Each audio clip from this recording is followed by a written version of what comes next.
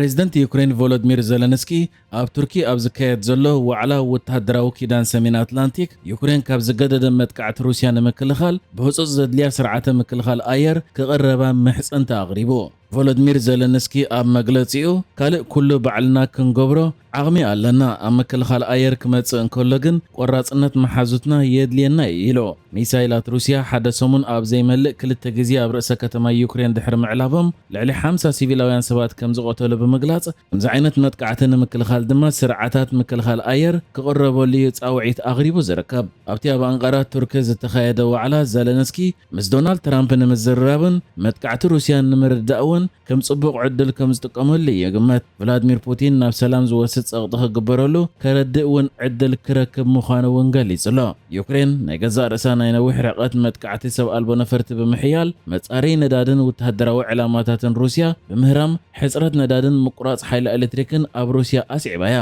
ነዚ ሽዕብየ ከዓ ሩስያ ከም ግብረ መልሲ መጥቃዕቲ ነፈርትን ሚሳይላትን ብምሕያል ኣብ ልዕሊ ርእሰ ከተማ ዩክሬን ኪየቭ ልዑል ጉድኣት ተብፅሕ ዘላ። ነቲ ብዩክሬን ገጢምዎም ዘሎ ስግኣት ከጉልሕ ዝተሰምዐ ከንቲባ ከተማ ሞስኮ ሰርጌይ ሶቢያኔ ብወገኑ ካብተን ዩክሬን ናብ ርእሰ ከተማታ ሃገር ሞስኮ ዝተኮሰተን 430 ሰብ ኣልቦ ነፈርቲ መብዛሕተን ከም ዝተዓገታ ይገሊጹ። እቲ ኣብ ልዕሊ ሞስኮ ዝተፈጸመ መጥቃዕቲ ድማ ዘብፅሖ ሳዕቢ ንጹር ኣይገበረን። ኣብ ማሕበራዊ መራኸቢታት ሩስያ ግን ሰባት ነዳድን ንምግዛእ ንሰዓታት ሪጋ ክሕዙን ክገዝእዎ ዝኽእሉ ነገራት ድማ ብዓቐን ክወሃቦምን ዝረአ ኮይኑ ክበኣሱ ዘርኢ ቪድዮታት እውን ተዘርጊሑ ኣሎ። በዚ ከዓ እቲ ዩክሬን ኣብ ልዕሊ ሩስያ እትፍጽሞ ዘላ መጥቃዕትታት ብፍላይ ድማ ንመደበራት ነዳድን ካልእ ቆጠባዊ መስመራትን ዝዓለመ እትፍጽሞ ዘላ መጥቃዕትታት ኣብ ሩስያ ከቢድ ጽልዋ የሕድር ምህላው እዩ ዝግለጽ ዘሎ። ነዚ ግብረ መልሲ ንምሃብ እያ ከዓ ሩስያ ንርእሰ ከተማ ዩክሬን ኪየቭ ከቢድ ብዝበሃል መጥቃዕቲ ዘናወፀታ። ሕጂ ከዓ ዘለንስኪ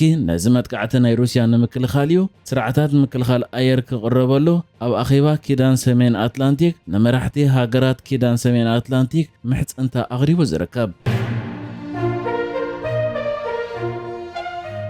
ሚኒስትር ወጻኢ ጉዳያት ሩስያ ሰርጌይ ላቭሮቭ ናብ ኢትዮጵያ መብጻሕ ንምግባር ናብቲ ሃገር ከም ዝኣተወ ተገሊጹ። እቲ ኣቐዲሙ ዕላዊ ዘይኮነን አንደበታዊ ዝኾነን መብጻሕ ናይቲ ሚኒስትር ወጻኢ ጉዳያት ድሕርቲ ኣብ ማእከላይ ምብራቕ ዝገበሮ ዑደት ዘጋጥም ዘሎ ኮይኑ ድሮውን ምስ ቀዳማይ ሚኒስትር ኢትዮጵያ ኣብይ ኣሕመድ ተራኺቡ ተዛትዩ ኣሎ። ቀዳማይ ሚኒስትር ኢትዮጵያ ኣብይ ኣሕመድ ነቲ ምስ ሰርጌይ ላቭሮቭ ዝገበሮ ርክብ ኣመልኪቱ ብመንገዲ ማሕበራዊ ገጻት ኢንተርኔት ዘርጊሕዎ ኣብ ዘሎ ሓበሬታ ሎሚ ድሕሪ ቀትሪ ምስቲ ሚኒስትር ወጻኢ ጉዳያት ከም ዝተራኸበን ኣብ ዝተፈላለየ ክልታዊ ረብሓታት ዘለዎ ዛዕባታት ኣመልኪቶም ከም ዘተዩን ሓድሽ ኣብ መንጎ ክልቲአን ብዛዕባ ዝግበር ምትሕብባር ዘሎ ዕድላት ብዝምልከት እውን ከም ዘተዩ ገሊጹ። ከም ዝፍለጥ ኢትዮጵያ ሓንቲ ካብተን ምስ ሩስያ ጽቡቕ ዝኾነ ዲፕሎማስያዊ ዝምድና ዘለወን ሃገራት ኮይና ከም ኣባል ናይቲ ሩስያ ሓንቲ ካብ መስረቲ ዝኾነት ውድብ ብሬክስ ድማ መንጎ ላዕለዎት ሰበስልጣን ክልቲአን ሃገራት ብተደጋጋሚ ርክብ ክግበር ጸኒሑ እዩ። ነዚ ሕጂ ሚኒስትር ወጻኢ ጉዳያት ሩስያ ሰርጌይ ላቭሮቭ ናብ ኢትዮጵያ ዝገብሮ ዘሎ መብጻሕ ብዝምልከት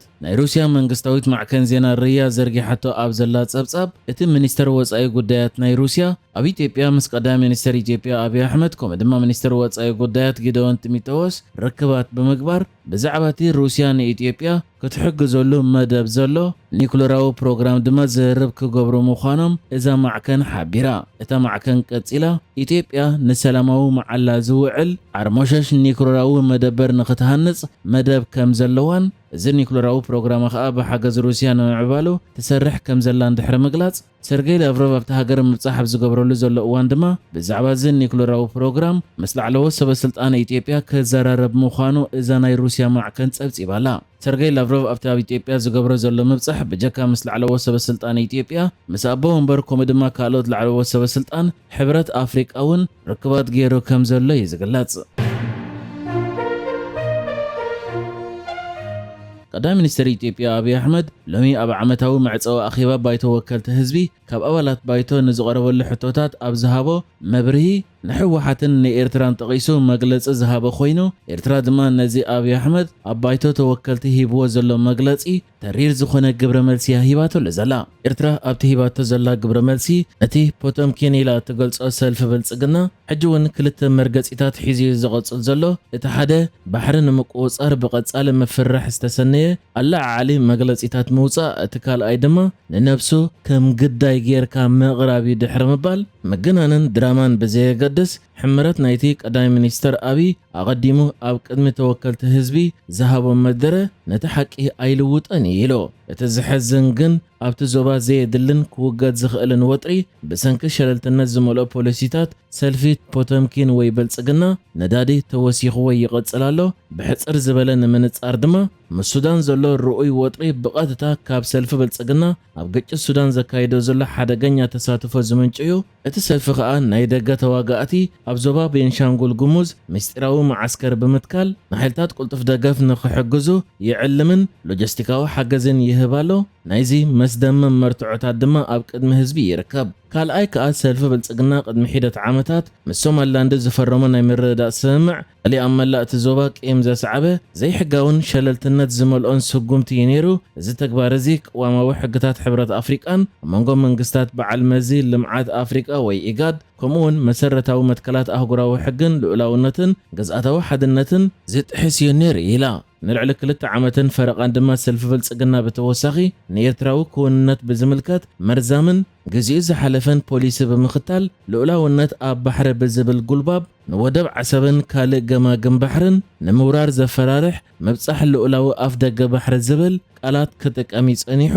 እዚ ከዓ ካልእ መቐጸልታ ናይቲ እቲ ሰልፊ ዝኽተሎ ሸለልትነት ዝመልኦ ተቐባልነት ዘይብሉ ፖሊሲ ድሕሪ ምባል ብዛዕባ ስምምዕ ፕሪቶርያ ድማ ስምምዕ ፕሪቶርያ ውሽጣዊ ጉዳይ ኢትዮጵያ ከም ዝኾነን ይኹን እምበር ጌታቸው ረዳ ተለፋሊፍዎ ከም ዘሎ ስምምዕ ፕሪቶርያ ቅድሚ ምፍራሙ ኣብ ጅቡትን ሲሸልስን አንጻር ኤርትራ ውዲት ይእለም ነይሩ ኢላ ብሓፂሩ ከዓ ህዝቢ ቀርኒ ኣፍሪቃ ዝግብኦን ዝደልዮን ነባሪ ዞባዊ ሰላምን ምርግጋእን ብሰንኪ ምድንጋር ዝመልኦ ፖሊሲታት ሰልፊ ፖተምኪን ወይ ብልጽግና ኣብ ሓደጋ ወዲቑ ኣሎ ብምባል እውን ንሰልፊ ብልጽግና ከሲሳ እያ ትርከብ እዚ መግለጺ ብመንገዲ ሚኒስተር ዜና ኤርትራ የማነ ገብረ መስቀል እዩ ኣብ ናይ ቅድም ትዊተር ናይ ሕጂ ኤክስ ተዘርጊሑ ዘሎ ኣብ ምብራቃዊ ቻይና ዝርከብ ሓደ ቤት ፍርዲ ኣብ ውሽጢ 30 ዓመታት ልዕሊ 2.2 ቢልዮን ዩዋን ወይ 325 ሚልዮን ዶላር ጉቦ ተቐቢሉ ብዝብል ክሲ ንሓደ ላዕለዋይ በዓል ስልጣን መንግስቲ ነበር ብሞት ክቕጻዕ ፈሪዱ እዚ ያንግ ዩሊን ዝተባሃለ ላዕለዋይ በዓል ስልጣን ነበር ካብ 1993 ክሳብ 2023 ኣብ ናንጂን ዝተፈላለየ ጽፍሕታት ስልጣን ሒዙ ይጸኒሑ ይኹን እምበር ኣብ ስልጣን ኣብ ዝነበሩሉ ግዜ ብምትላል ስልጣን ብዘይግቡእ ምጥቃምን ዘይሕጋዊ ምስጋር ገንዘብን ብምፍጻሚው ክስ ቀሪቡሉ ካብዚ ንጥፈታት ተቐቢልዎ ዝተባሃለ መጠን ገንዘብ ቅድሚ ሕጂ ኣብ ዝቐረበ እዋን ዝቐረበ ክስታት ተራእዩ ዘይፈልጥ እዩ እቲ ወዲ 69 ዓመት በዓል ስልጣን ነበር ካልእ ዘይግቡእ ናይ ምህንድስና ውዕላት ዋንነት መሬት ንምዝውዋር ስልጣኑ ብዘይ ኣገባብ ከም ዝተጠቀመ እውን ተሓቢሩ እቲ ብሞት ዝተፈረደ በዓል ስልጣን ነበር ብገንዘብን ብዓይነትን ከም ዝተቐበለ ማዕከና ዜና መንግስቲ ሓቢረን ያንግ ኣብ ትሕቲ መርመራ ገበናት ጉቦ ዝኣተወ ፕሬዚደንት ቻይና ሺ ጂንፒን ወፍሪ ጸረ ብልሽውና ምጅማሩ ስዒቡ እዩ እቲ ወፍሪ ጸረ ብልሽውና ላዕለወ ሰበስልጣን መንግስቲ ወተሃደራውያን ሓለፍቲ ዓበይቲ ባንክታትን ካልኦት ዓውድታትን ዕላማ ዝገበረ እዩ ንሕጂ ዝተዳለወ ዜናታት እዚ ነይሩ ብካልእ ክሳብ ንራኸብ ሰላም ንዓኹም